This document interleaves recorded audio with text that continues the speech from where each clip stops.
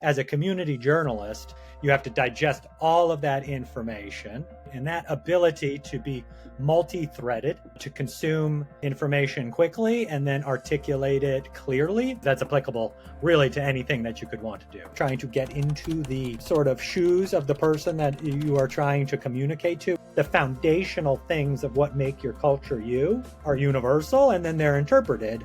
That's one of my biggest lessons that I've learned as a founder is you can do everything, but you can't do everything at once. And it's difficult to make a choice because if you choose to do something, then you have chosen to do not do something else. That can be painful, but I think having the ability to prioritize, execute, accomplish, and then move on will be something that, will be really beneficial to me. My favorite pitches are the ones that are very large and ambitious, but have different sort of milestones that unlock that vision. The pitch shows me how to get to the home run, but they show me how they're going to get to first, second, and third base first. Could you tell us about that transition, going from journalism into backing entrepreneurship? Yeah, absolutely. So as a child growing up here in New Hampshire, I was just a very avid reader. And my heroes at that time were like the Ernest Hemingways of the world, right? And so I really wanted a life of adventure, and the most clear path toward that seemed to be journalism, right? I love writing. I love telling stories. Actually began my career as a community newspaper in a small town called Wolfboro, New Hampshire. And it was a fantastic breeding ground for everything that I've done in the future, because as a community journalist, one minute you're talking to the school board, the next minute you might be talking to a doctor, the next minute you might be talking to a knitting circle. You have to digest all of that information and then process it and write it in a way that the general public, who was not privy to those conversations, can understand it, right? And that ability to be multi-threaded, to consume information quickly and then articulate it clearly, I think in this modern world is one of the best skill sets you can develop, because that's applicable really to anything that you could want to do.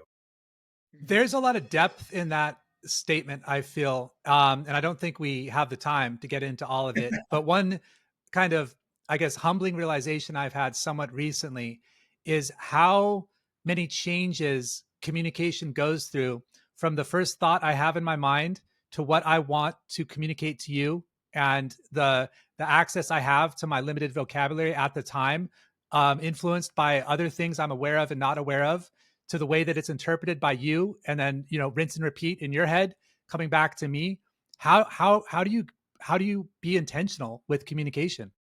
Yeah, and I think that's such a great point. And like I think one of the realizations that you have early on is that try as you might, once you put something out in the public, you have lost control of to that how it is interpreted. Right? That could be from that other person's own experiences. That could just be the moment of which they are reading it. Right? Like you're on your phone, you're yelling at your kids, you read the email. I spent 2 weeks writing that email, but that's how you're digesting it with 4% of your brain capacity. And I think there's a like incredible amount of variables that go into the communication process. But I think that one of the biggest is just slowing down enough in this modern world to put yourself. And that was one of the good things about being a journalist, is that you weren't telling your story; you were telling somebody else's story.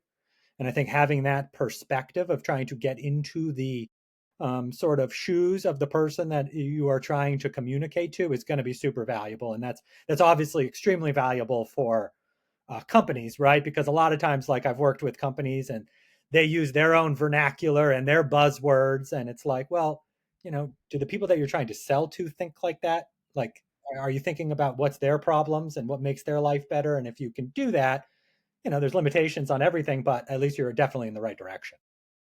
I know that you probably don't want to spend too much time in the rearview mirror, but I would like to ask you, given your background, do you feel that journalism has changed fundamentally in the last 10 or 20 years? And if so, what do you think some of the main reasons might be?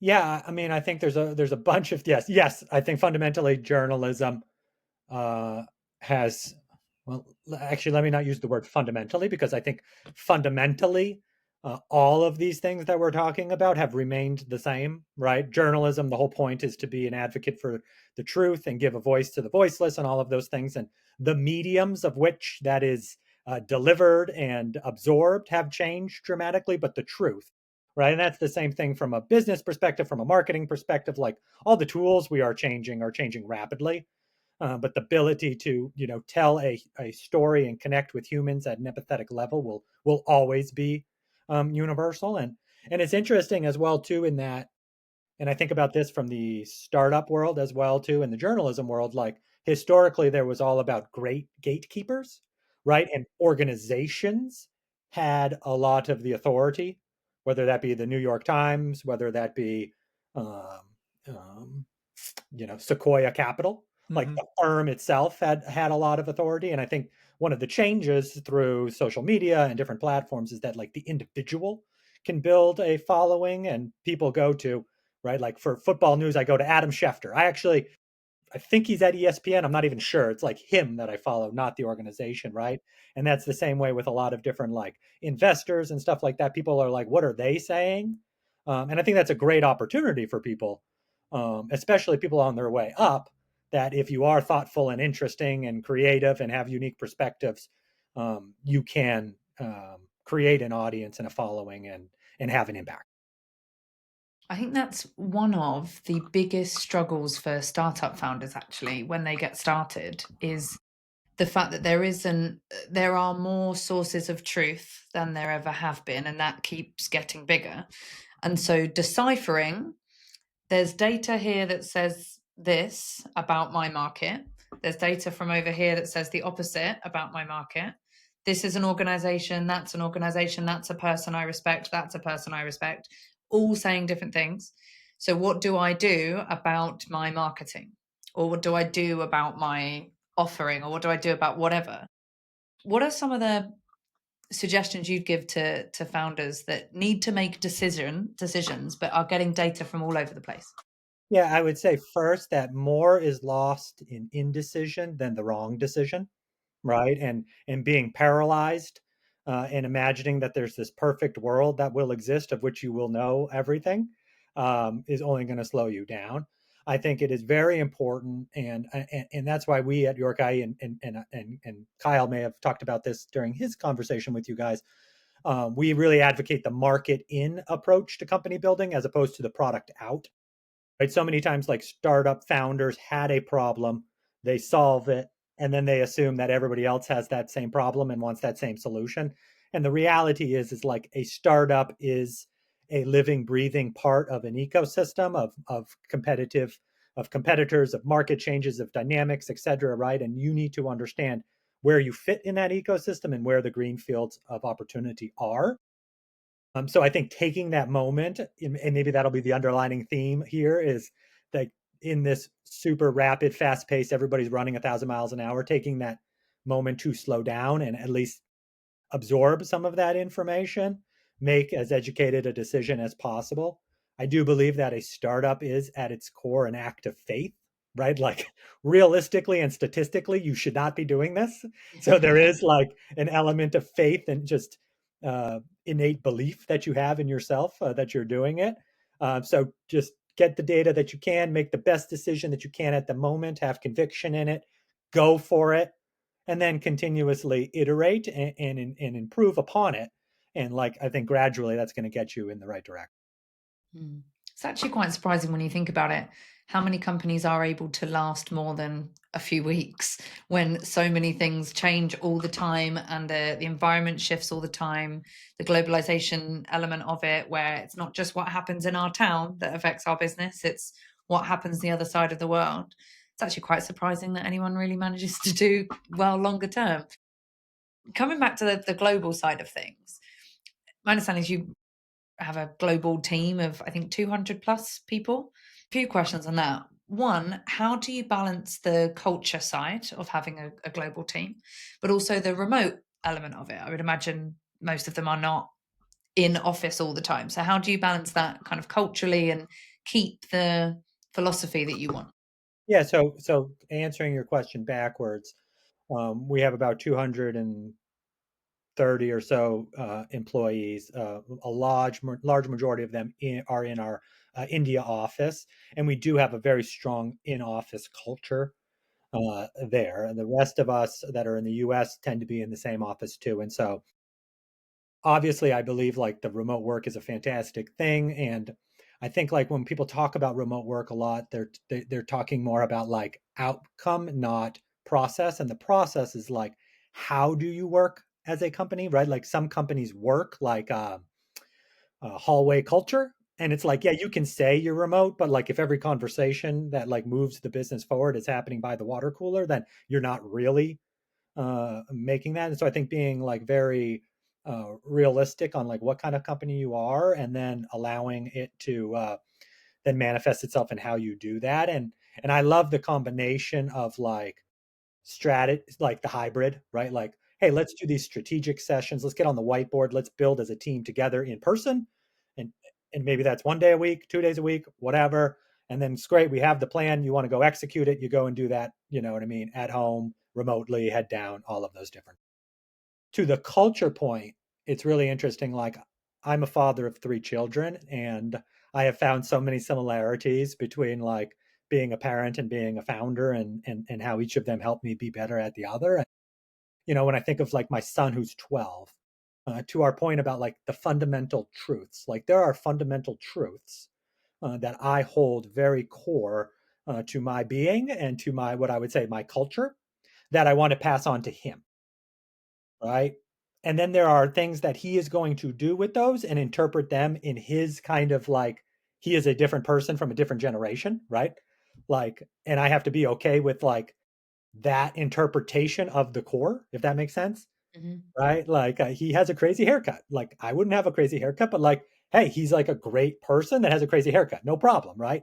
And that's what I think, like when you have like cultures and different offices and everything like that, like the foundational things of what make your culture you are universal, and then they're interpreted by the norms and the cultures and the people that are that are living them in that office, right? And so like our India office is very different than our US office on the surface, and the holidays and the way that they do things and everything like that. But like if you strip that all back and you Mhm. said, hey, like what are like the three pillar elements of who they are as a company, they're all, very similar. Mhm.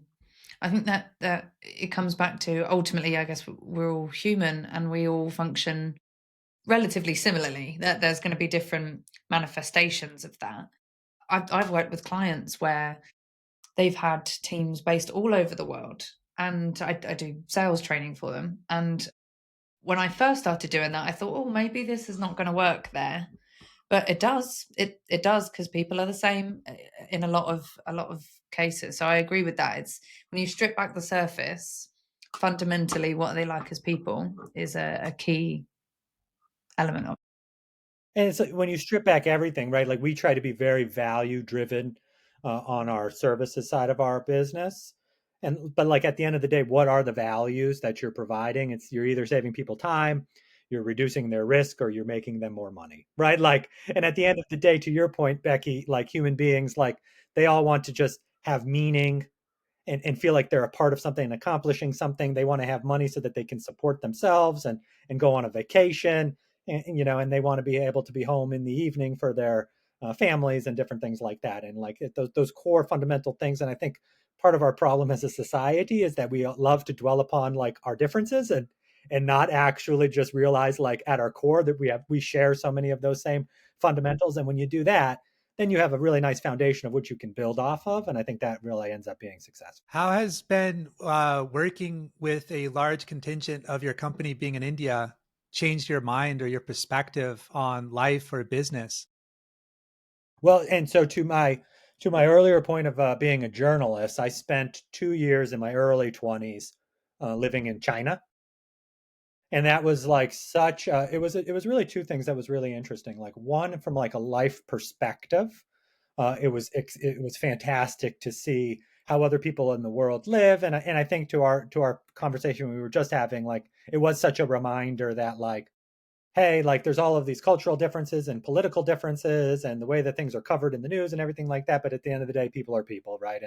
And that was a real awakening to me.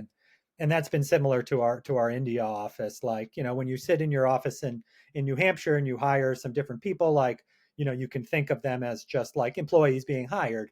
But then when I went to India and I was able to sit down with all of the team members, and you realize, like, wow, like these people have such a strong pride in self improvement. They have such a strong pride in, like, they have their families and they want to go home and tell them that they're part of this company that's doing all of these great things. And I think that, Mm, that dedication and hard work has been very inspiring to us. And as somebody that's one of the co-founders of York IE, and I can remember sitting 2019 in the library of my town, writing our um, vision statement and our core principles, right? mhm, And then seeing that manifest itself in an office 10,000 miles away is just a reminder that really anything is possible. You know what I mhm. mean? And it's very exciting and very motivating. I lived in Asia as well for a while, and one thing that I took away from that is that I could be doing more, um, and it really helped me kind of set higher goals for myself. I think it improved my discipline, um, and I think there's a balance to be struck between having pride and yearning for more, because I found initially being proud to be American, land of the free, home of the brave. It was unipolar. The Berlin Wall had fallen. And where do you go? You watch Friends, you chill at the beach. And then you look at people like reading tons of books at the library over in Asia, and just pushing themselves for excellence in some respects, in some cases I saw.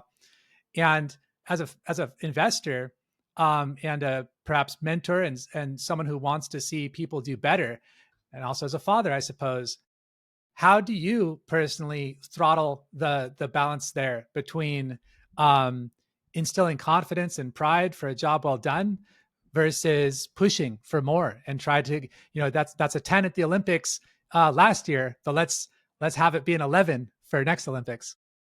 I think that is such a great comment, and just sort of something that I think we all, as complex human beings, wrestle with all of the time, right? And like, I think over, since I've been sitting in the seat at York IE, like, I've really learned to understand how I am motivated as myself, right? And like, what I get incredible joy and passion about is impact and building something of value, right? And I think that, like, I've always been a very big advocate of sort of the Nick Saban, the Alabama football coach philosophy of, like, if you fall in love with the process, right, and like you just love doing the work on a daily basis, the Mm-hmm. outcomes will manifest themselves, Mm-hmm. right? And so much of our time is thinking about outcomes and trying to figure out, hey, how do we manifest, or how do we manipulate these things to trigger that outcome? And it's like, if you actually just love the work and love what you're doing and have that striving to do more and to have a greater impact, that's really good. But then it helps you sort of prevent becoming too focused on outcomes. And I think it's one of the things that you said too, David, which was like, as a leader, trying to improve people's success. And I think that we have to really look at the word success in a very holistic way as well too, right? Like everybody knows who's on the Forbes wealthiest, richest people list. And it's like, if you actually look at those people, like, would you actually want to be one of them? Like, I don't know, right? Like, I feel like wealth is a much better way of judging sort of success. And to that means, I think, all encompassing. I think that is career success, but also a career of which you find meaning and impact in. I think it's time with the family. I think it's time with the community. I think it's that well-rounded things. And Mm-hmm. to be perfectly honest, like, I'm in a profession of which there is a lot of money that floats around and all sorts of things, and I actually pray. I'm a man of faith, and I often pray, and I say, like, I don't want to be tempted by things that aren't going to make me happier, or a better Mm-hmm. father, or a better child of God, or whatever. And so I'm looking for the outcome that I think, holistically moves me forward as a human being. That's wise. I look at everything being a trade off. I love me some chocolate, but if I eat too much, I'm not going to feel too good. And it's a matter of having exercising restraint. I was speaking to a gentleman at the UN actually. I forgot his actual role, but he'd been there for a while. And I asked him about social media and the algorithms and the divisions that we have, and with his world, trying to find harmony and balance, what he thought. And he said he wished that we would exercise more restraint. And it was funny because I never thought of that before. Um, you're not given a manual with media. It's there, and so you assume we're supposed to eat as much as we can, um, and there's very little restraint. Do I really want to watch this? Do I really want to? And even think like you saw probably the difference with the USDA or the ingredients on the sides, the packaging of foods, showing you like how many like artificial ingredients or how many like calories, this and that, and that became, I think, like federal law. Like it was that it was of that important. It's that important that people should know that. And I don't think the same thing is being presented with media. And I think it's just as important. I'm curious what your thoughts are. I agree. I think sometimes we are all like a little puppy that's eating too much steak. Nice callback. We're absorbing all of these things too much. And it's like it is that balance of and it's kind of the point that Becky was alluding to earlier, which was like the balance of like consumption and action, right? Like we can't just like read the news and absorb and consume all of these things so much. Like we have to actually do something with that as well too. But like we also just can't act without some information to do that, right? And so I think finding that balance is crucial. And it's funny, like we talked about our kids and everything like that. And like, my 12-year-old is at that stage where he wants a phone and we're having this whole conversation. And I have to tell him like, I'm sorry, but like this phone is built to create like addiction for you. Like, it's not your fault. Like you're not like weak or anything like that. It's just, it's like, it's actually built to be that way. And so like, I think it's like we have to almost make like bold actions and say like, hey, we will be off our phones. Like, you know what I mean? Like physically shut it off for a few hours during the day to be out and go out in nature and all of those different things, right? Because like otherwise, if we don't really make that a proactive goal that we're trying to achieve, then I think it is easy to fall into just the constant consumption. And the data is very clear that is not going to be really positive for any of us in the long run. It's interesting how much of an impact it has to put your phone down for a couple of hours. It's such a small thing. It feels really difficult. I don't know about you guys, but if I put my phone in a different room and maybe I'm still watching TV, right? I'm still consuming something. I'll naturally just go to grab my phone every couple of minutes and then realize it's not there. It's that addiction. It's become part of what we do all day, every day. But focusing on one thing at a time, sitting with a human being and having a conversation over dinner rather than being on your phone or watching TV. Now, even though for all of human history, up until the last 10, 15 years, that was how we lived, now it's a novelty to do that. And the impact of it is huge just to have 2 hours. It's quite scary how addicted we are to these things. I think you're making the right choice with your 12-year-old, by the way. Well, thank you, and I will play this podcast back for him. I agree. 3 against 1. But you're right, and I think that is like it's really fascinating. I think the sort of conversations that are happening right now related to AI and the impact that's going to have on white collar jobs and all of these different things. And so, like as a father of children, it's like what are the skill sets that you want to be teaching them to operate in a world that exponentially is going to be different than the moment that we're in right now, right? And I do think that the definitive like superpower will be the ability to be present in a moment. And like, right, like, and you can feel when somebody is actually listening to you and like is paying attention to you and cares about you. And I think that like in business, in personal relationships, like if you're able to do that, and it's like to your point, like kind of sounds like ridiculous that that's going to be like such a key skill set. Um, but I think that's going to be the differentiator because like I think that like we all think we want to be super productive. We all think that we need to be doing all of these things at once and everything like that. And the reality is, it's like, yeah, you did 10 things at once, but you didn't do any of them well. And where is their actual ability to have impact? It's doing one thing really well, right? And I think that's one of my biggest lessons that I've learned as a founder is you can do everything, but you can't do everything at once. And it's difficult to make a choice because if you choose to do something, then you have chosen to do not do something else, and that can be painful. But I think having the ability to prioritize, execute, accomplish, and then move on will be something that will be really beneficial. Comes back to those fundamentals of if you stripped everything away, society away, or molded it, it comes back to fundamental truths that people have been talking about for thousands of years that we think are no longer relevant. Being present, being able to listen to people, right? Being aware. Those are all things that are fundamentally human and fundamentally useful and have been for a very, very long time. And we've piled on as much as we can on top of that to distract it. But I think I agree with you. I think once we become deep or we get deeper into this technological rabbit hole, those fundamentals will become even more valuable. I do, and I do believe that we are all living in the moment of time of which we were destined to live. And so I do think it is the combination of using those fundamental truths while leveraging the technology and the world of which we are living in, right? Because tools, like if you're hungry and you're in the woods, a gun is a very valuable tool.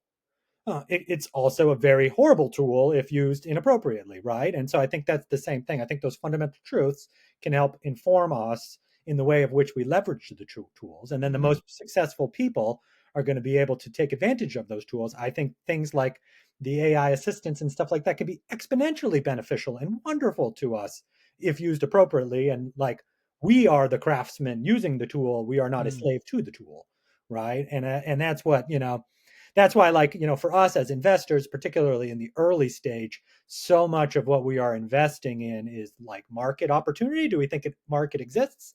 And then team. Like, do we feel like these are the people that are capable of executing and achieving that vision? And I think that team and that belief in the people to leverage the technology, to leverage the challenges, and to seek the opportunity, um, will be the ones that end up being successful, and hopefully those are the ones that we continue to support. Something we hear from a lot of investors, it's about the people. I can't think, David, of anything that has been more of a common theme between investors that we've talked to. It's always about the people. Mm. Every playbook on how to build a company, you could get every playbook on how to do, how to improve your, ACV, or how to like minimize your product development spend. Uh, but the problem is that every single company is a completely different collection of human beings, and Mhm. that is where the complexity and the challenge lies. And so, at the end of the day, it will always come down to the human beings, and that's why I think as an investor and as a entrepreneur, making sure that you are investing in as much in the technology and the product and all of those things as you are in the in making sure that you're doing that to the human beings involved in it, is really the combination for success. You mentioned earlier about some of the changes in the last decade or two, going from like gatekeepers or large brands to more personal brands, even if they're within the larger organizations. And you mentioned Sequoia as an example in the VC world. How would you say that your investment firm, work, IE, is different or similar to Sequoia? Yeah, so our approach on the investment side has been historically twofold. One, which is like, his there was a period of time on the investment side where um, a lot of these investment firms had raised such large funds that they needed extremely large outcomes to make the whole situation sort of profitable for everybody, right? So in doing that, they were trying to get the decacorns, right? Yes. in doing that, their approach was like, all right, well, like we're going to back the decacorns, and what you would see is like, okay, there was one decacorn, and then the other 9 out of the 10 failed, right? And philosophically, like as advocates of entrepreneurs and believe that they are the risk takers and adventurers and builders of our time, we don't want 9 out of 10 to fail, right? We would like the inverse of that if possible. So how do you do that? It's like, well, one, it's like Kyle always advocates for, like, if you're a founder and you own 75% of your company and it sells for $50 million, you make the same amount of money as the founder that owns 3% of the company, but it sells for $1 billion. Mm. Right. And it's like, well, the universe of outcomes that exists for $50 million acquisitions versus $1 billion of acquisitions is night and day. Right. And so taking that sort of pragmatic approach to company building, to building a company of value, to being funded by, yes, investors, but also by customers because you've created something, I think is really um, is a novel approach that we took in 2019. In the mid 20s, right, there was a kind of a tech correction, and people realized, like, oh, maybe like an ice cream truck isn't worth $3 billion. Like maybe this has been a little bit out of whack. Mm. And then the other thing was like, hey, like founders are really bright. They have good strategic plans, but like as we know with everything, execution tends to be one of the problems. Like just having the resources and being able to execute. I mean, founders wear 1,000 hats, even when you have, teams of certain sizes, everybody's doing multiple things. And so that's why on the York IE perspective, we also built an advisory services team to help with that executional layer so that we could take things off of founders' plates, take things off of the CMO's plates, take things off of the VP of engineering's plates. And I think that combination of really entrepreneur focused, like pragmatic company building as a pragmatic investor, plus the execution to help, Mm-hmm. has been a unique model that we've been able to build over the last 5 years. Are you familiar with Anaheim Angels baseball team at all? I mean, I love Angels in the Outfield as a movie. So I think it was early 2000s. I'm not sure, somewhere 2000, 2002, somewhere in there. And the Angels team, I think Disney had bought them. They were nowhere near the level of the Boston Red Sox or the New York Yankees. And all of a sudden, they're in the World Series. And Derek Jeter, superstar MVP of the New York Yankees, said after Anaheim Angels had beaten the New York Yankees, which I forget the budget, maybe the Yankees had 10 times the budget of Anaheim Angels. And Derek Jeter said on camera, if they keep playing like this, they're unbeatable. And what they were doing was they were going for singles. So they were just trying to get on first base. They weren't swinging for the fences, trying to get a grand slam or a home run. Now that gets you on the cover of Fortune. That gets you on the cover of Forbes. But they were just going for the singles. And because of that, every member of the team basically got a home run, or at least a lot more of them did than the ones who struck out on the Yankees. So I'm curious, with your approach, that's what it kind of sounded like. Like your average of wins is going to go up if you're not aiming for those decacorns. How does that analogy land with you? Absolutely, yes. I'm a big proponent. I think they call that Moneyball as sort of the concept, Yeah.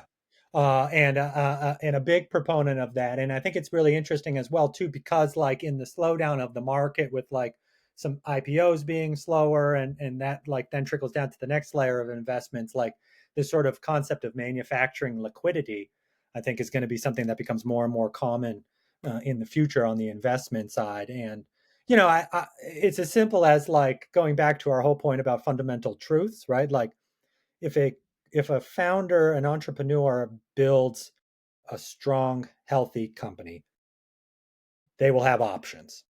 And that optionality will allow them. And maybe they say, you know what? I do want to go for it. I do want to be the decacorn. That's great, but it's a choice that they've made, right? If they say, oh, actually, you know what? I like this. I'm profitable. I'm just going to continue to work this for cash and all of these different things. That's really well. And we've actually seen now, so we are 5 years in, and our survival rate of our startups is 90%. So it has Amazing. manifested itself, right? And so we're seeing that. And then it's like, yeah, if you get a single and then you steal second, well, now you're on second base. And like getting home is not out of the question, right? And maybe a little something happens, and you were just really trying to build a single, and so like you got a double and everybody's happy, right? So I do think that baseball analogy is really good. And I think it also is important from an investment standpoint. As an investor, you really want to have that portfolio. So maybe you want to have, when you think about, if you think about the analogy of baseball, like, yeah, you want to have some really fast guys on the team, but you do want to have a couple home run sluggers that are going up there, and they might strike out, but they're going to go for it. But it's not your entire team, right? You have that like nice mix of things. And I think that's what we've been trying to do with our. Speaking of team, how did you and Kyle hook up? You're coming from journalism, and like, how did your partnership form, and how do you guys go about making decisions, investing in people as much or more than investing in? Kyle and Joe Raska, who is our chief investment officer, the three of us were actually on the same Little League team together. Oh, right. So we grew up here in New Hampshire. We kind of all did our own things. As I mentioned, I started in journalism. Kyle went into B2B sales. Joe went into finance. We all reconvened at this company called Dine. That's where we met up with Janelle and Mike, our other executive team members. And we all had success as a company together. And then we all started York IE together. And so we have that combination of like, doing a startup is extremely hard. But if you have both the personal background, right? Like I genuinely care about my co-founders, and I want to be successful, not just for myself, but for them. And that kind of also gets you that extra oomph and gets you through that running that wall. And like besides the personal relationships, we also have the track record of success. Like working at Dine was a really high pressure environment, and we were able to have success in that. So I think that combination allows us to have the track record of knowing, hey, we can do this. It's going to be hard, but we are willing to do it. And then we all have kind of our own roles. Like Kyle and Joe are much more involved on the investment side of the business. Mike, who I mentioned, really truly runs the advisory side of the business, and then Janelle and myself are kind of like the shaded region of those two circles, and we're really focused on, just kind of moving everything forward. So I think we all have our strengths. We all know where we're complementary to each other, and that's been really helpful to keep us moving forward. So you mentioned a 90% success rate. This is probably something that would take way longer to unpack than in a couple of minutes answer, but what are some of the factors you think have contributed towards that amazing result and the inverse of what most startups experience? Yeah, absolutely. So I think, and from a clarity, 90% survival rate means those companies are still going. And then we've actually found that 60% of our companies have then gone on to raise an additional up round. So I think that would be really successful as well too. And I think it is that sort of like that is sort of to our point about the process and then the outcomes um, manifesting themselves, right? Like our philosophy was, you know, pick really strong founders that are operating inside of interesting markets that have opportunity. Work with them on a both a fundraising strategy that's pragmatic and isn't outrageous and um, um, kind of like lighting money on fire and going for big or not going at all, and then rolling up our sleeves and not just being passive investors that get a quarterly update, but being there alongside them and helping them through both the strategic challenges, but also a lot of the executional challenges. Um, and it's nice, right? Because I think it's like, you start, as we said, a startup is an act of faith. I think Mhm. when you're sitting in that Bedford, New Hampshire library and you're writing a vision, right? You think this is what's going to happen, and we put that vision into play, and now we're beginning to see the fruits of those outcomes. And it'll be really interesting if we do this podcast in a few years, and that number's like, is that number still 90 when we've done 150 investments? I don't know, but I'm very excited to find out. So I've got some rapid fire Oh, questions for okay. you. What's the best pitch you ever heard in one sentence? Well, that's a good question. My favorite pitches are the ones that are very large and ambitious, but have different sort of milestones that unlock that vision, right? There's nothing worse than like, oh, we're going to change the world. And it's like, but I don't know how, right? And to our point, I guess to our point, it would be like the pitch shows me how to get to the home run, but they show me how they're going to get to first, second, and third base first. Hmm. Journalism or marketing? Who tells better lies? Oh, good question. I'm gonna go with I'm gonna go with marketing. As journalists, we used to say that you would go over to the dark side when you did it, and I am now, I guess, like some sort of a Sith Lord. I heard architects and engineers have a similar kind of Yes, rivalry. yeah. What's one book every founder should read? Um, I love the book The Third Door, which is just it was written by a young guy, and he was just sort of equating life to like waiting in line at a nightclub, and most people just wait in line and they wait for their turn. The second group of people are VIPs who just show up in the limo and then they get in. And then the third one, who tend to be the most successful kind of entrepreneurs, are the people that climb over the fence and they sneak in the back alley and they get in the back door, right? They find a way of which to Right. get into the I club. like that.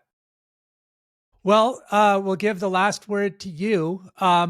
Is there anything that you'd like to leave us with that we didn't cover, or reiterate something that we did cover? And then also please tell people how they can follow what you're doing and get in touch with you.